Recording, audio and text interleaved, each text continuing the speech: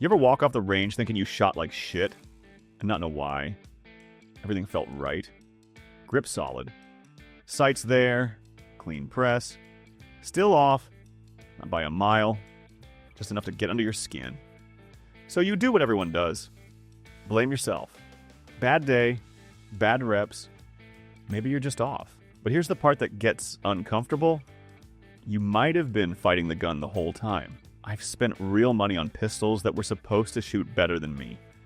And didn't. And the ones I almost ignored, those are the ones that started printing tighter groups like they had something to prove. That's when the pattern got hard to ignore.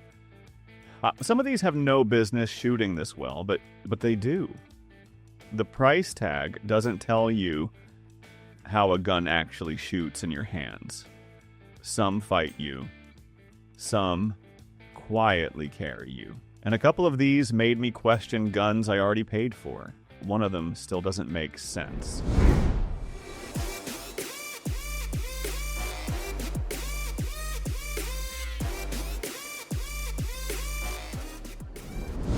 The beep already went off, and I was still stuck in my shirt. Glock 43 XMOS sat on my belt like it always does. Slim, easy, the kind of gun you carry when you don't feel like adjusting your whole life around it. And right there, when it actually mattered, the damn shirt locked it in place. Not a quick snag. Full stop. My hand fighting fabric like an idiot while the timer kept screaming. I yanked it out late, crooked. Grip was garbage. Fingertips. Not a real hold. The kind of grip that usually gets you punished. That's where these small guns expose you. Snappy recoil, muzzle jumping, shot breaks, and lands somewhere you didn't ask for. I pressed anyway. Didn't want to freeze.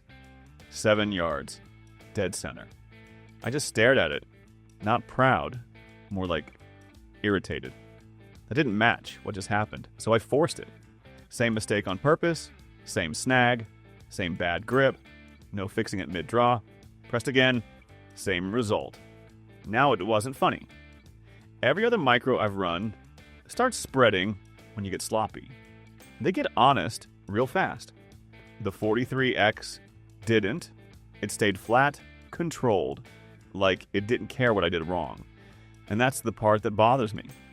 Because if a gun this small starts bailing you out, you stop noticing your mistakes.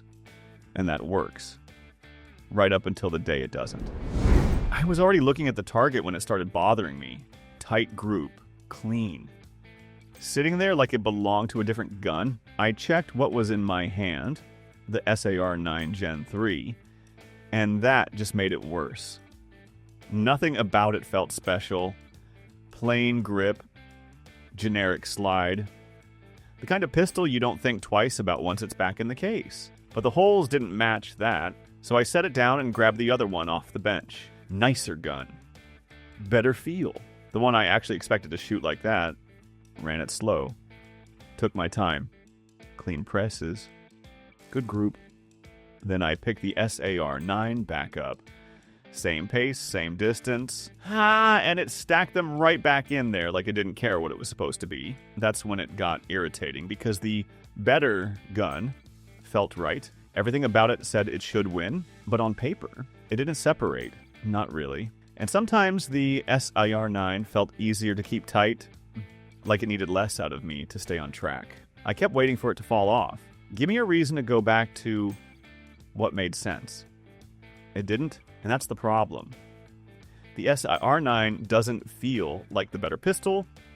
Not in your hand, not when you pick it up, but the target keeps saying it is. And I still don't have a good explanation for that. And the next one didn't just match expectations, it made me lower them first. Honestly, I almost talked myself out of buying the GX4XL the same way most people do. Not because of the price, because of the name. Every time I looked at it, the same thoughts showed up. This is the brand people warn beginners about. This is the one you're supposed to skip if you know better. I kept putting it back down like I was about to make a mistake. I finally bought it anyway, half expecting to regret it. The first real test was at 15 yards. I wasn't trying hard, just sending a controlled pair to see how bad it would be. Both hits landed inside a tight group, closer than they should have. I stared at the target longer than I meant to. Then I shot another pair. Same result. That was the moment it got uncomfortable. The gun shot cleaner than I wanted it to. Not perfect, just better than a Taurus is supposed to. And that created a different kind of problem. Now I had a gun that performed while carrying a name that still felt slightly wrong to defend. I still don't recommend it easily. Not because it failed. Because recommending a Taurus always feels like you're ignoring something everyone else already decided. Last month at a friend's ranch, I was already annoyed before I even touched it. Not the Canik SFX rival. The people talking about it like it was a cheat code. Like if you didn't shoot it well, that was your fault. That kind of talk makes me want to prove a point.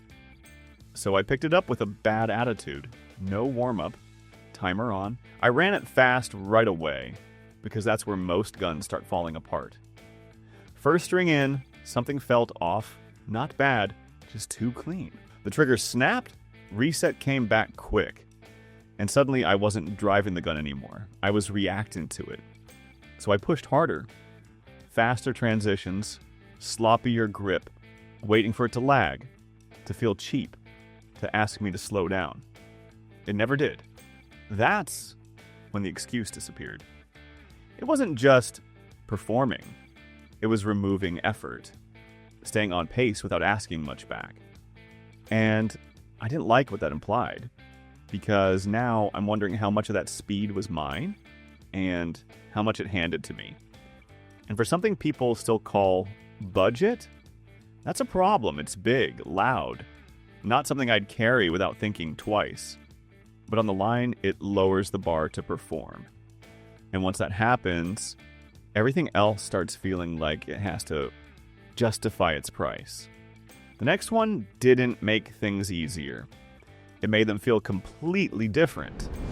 Fort Worth just the other day, I was already halfway sold on something else. One of those pistols you don't question. Feels right, looks right. Your brain already approved it. I was leaning that way. Then, the guy behind the glass slid the Walther PDP compact over and said, "Just point it once." I hate that line. Usually means someone selling comfort, not performance. Grip, texture, stuff people fall for before they even shoot. But I picked it up anyway. Didn't think. Just brought it up toward a spot on the wall. And the sights were already there. No adjustment, no correction, just lined up. That bothered me, because this is still a compact. It's supposed to need something from you. This didn't. Later at the range, it didn't surprise me. It confirmed it. It wasn't just how it pointed. It was how little I had to fight it to get clean hits. That's where it shifted. It didn't make me better. It made some of the guns I trusted feel like they needed more work than they should. It's chunky, bigger than it has any right to be. Not something you forget you're carrying. But once a compact runs that naturally, you stop asking why it feels good and start wondering what you've been compensating for. The next one didn't just change how it felt. It changed what I expected altogether. A while back, I kept hearing the same name from guys who actually shoot, Grand Power K 100. Not hype, not best ever, just a quiet nod. Then they move on, like they don't want to turn it into a thing. That got my attention more than any review. So I took one out expecting, yeah, it's decent. First mag in, something felt off. Not bad. Different. Instead of that usual snap, bang, lift, settle, this thing rolled. The recoil didn't break sharp. It moved, tracked, and came back. Like it skipped a step most pistols go through. Like it already knew where it was supposed to land. So I pushed it. Faster presses. Tighter pace. Waiting for it to lose composure. Start asking for correction. It didn't. That rotating barrel setup just kept it together. Not soft, not magic, just controlled in a way that made everything else feel busy. And that's where it got serious. Because that same month, I ran pistols that cost a lot more. Nicer finishes, better reputations, and they felt sharper, fussier. Like they needed more from me to stay on track. The K100 didn't. No ego, no flex, just results. And once you feel that under speed, you stop caring what a gun looks like or what it costs. You start caring about what actually holds together when it matters. I still don't like how quiet this thing is. Makes me wonder what the catch is. The last one doesn't stay quiet. It forces the conversation. Early this year, I took the CZ Shadow 2 Compact to a local match. No statement. No expectations. I just wanted to see where it would fall apart because that's what compacts do when the pace picks up. Second stage, move left, partial target, then a tighter shot out past where you'd like it. I rushed it. Grip wasn't locked. I knew it the second I broke the shot. Still landed clean. That bothered me. Not because it worked, but because it held when it shouldn't have. Later, strong hand only. That's where things usually start slipping. Recoil climbs, sights wander. You start fighting to stay in it. This didn't ask for that. It stayed composed. Like the rules didn't apply to it. Like the size of the gun wasn't even part of the equation anymore. I caught one of the regulars looking at my target, then at the gun. No comment. Just a slow shake of the head, and he walked off. That stuck more than anything, because by the end of the day, it wasn't about how well it shot, it was what it erased. The gap between compact and full size stopped meaning anything. And once that line disappears, you don't pick guns the same way anymore. You stop assuming bigger is safer. You stop excusing guns that need more from you than they should. It's still heavy. Still not something I'd call practical for everyone, but after that match, I don't trust the old categories anymore. And I'm not sure I'm going back. Now you've seen the difference on not just good handguns, but the ones experts still recommend after years of new releases, arguments, and everything else trying to replace them. That pattern doesn't happen by accident. Because on everything.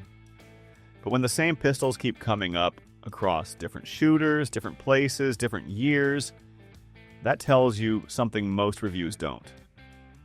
Still, not all of them feel equal. One of these keeps getting recommended, and I never fully bought way. I want your take. Which handgun do you experienced shooters recommend? Comes out. And which one do you think is still riding reputation? I'm Steve.